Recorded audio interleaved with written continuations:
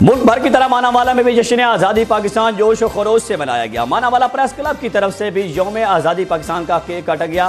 مزید تفصیلات اپنے نمائندے سید علی عباس کی اس رپورٹ میں۔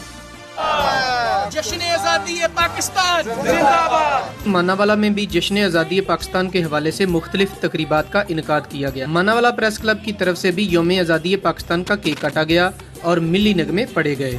دل کی تو زبان ہے، تو میری محبت ہے، امیدوں کا جہاں ہے،